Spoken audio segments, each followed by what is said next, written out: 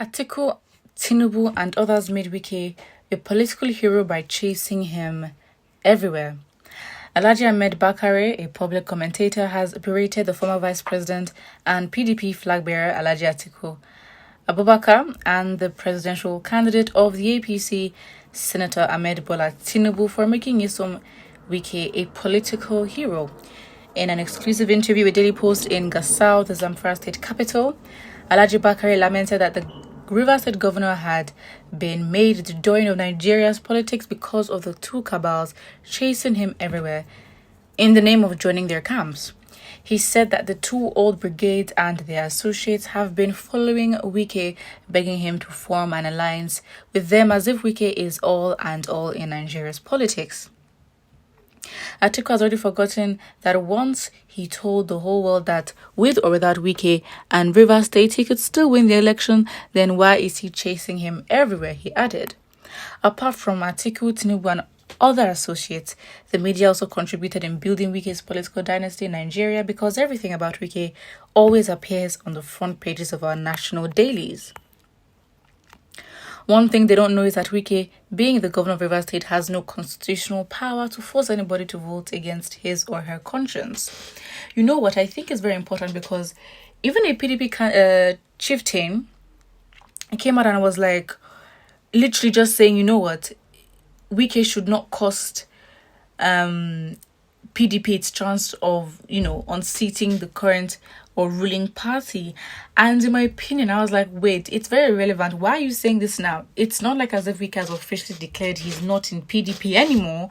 Wike just happens to be in meetings that seem threatening, or alluding to his exit from the party. So really, it shouldn't be a threat. So I was thinking, so if Wike was that important, that his exit or his moves could cost PDP from winning, as the PDP chieftain stated, then why wasn't he valued and given the position that he deserved, given as, a lot of people, or it's a known thing that Wike had tried his best and even given personal funds to the running of the party when it was down. So really, it's, I don't know what is going on.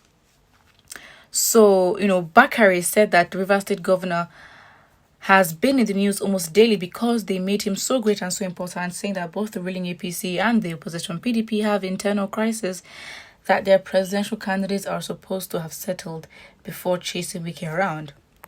Speaking on the presidential candidate of the PDP, Atiku Abubakar, Bakare said that the party is on fire as the party's chairman, board of trustee chairman, and presidential candidate of the party are all from the northern region, advising Atiku to settle that issue first before Wike's issue. Okay. I don't know.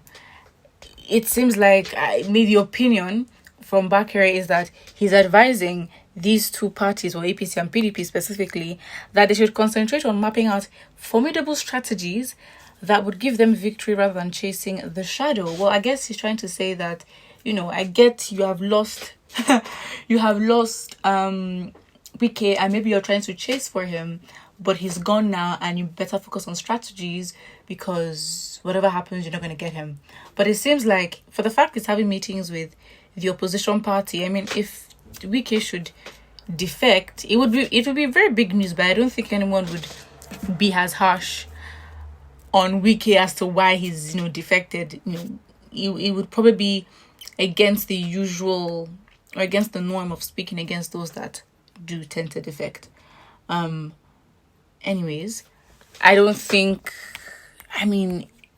personally believe that PDP must have really made a big mistake, to be honest.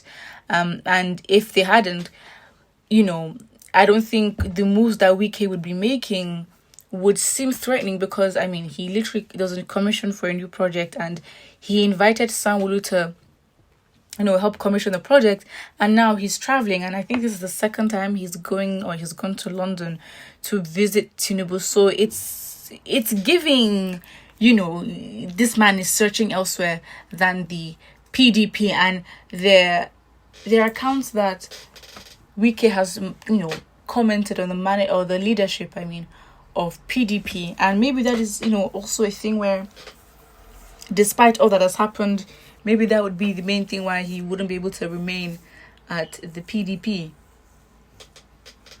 Well, looking at the comments first, what you say is true. They think that Nigeria of yesterday is the same Nigeria of today. They still think that if our brothers in the north just hear Islam, they will vote for you, even if they're going to bring disaster.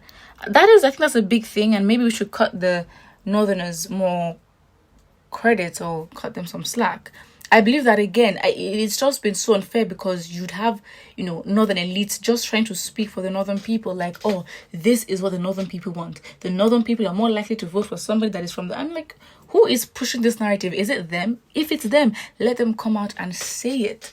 But I don't think so. And over the years, it seems like all the individuals that are in political offices, they just try to tell us, oh, this is the opinion of the whole of the North. Like, how can you say that?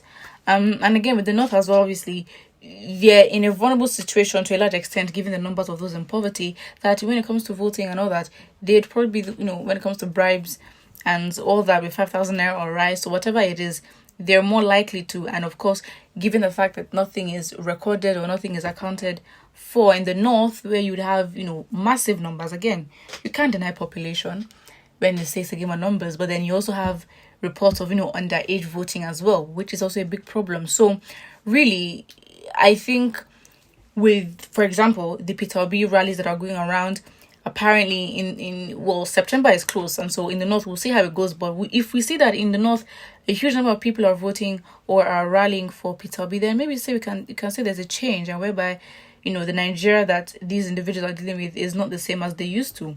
And it's funny because you have the generations of Nigeria. It's actually Nigerians themselves are evolving, but the fact is the leadership is not. And those that have been there since even before, democracy in the country, they're still there now. And it's shocking.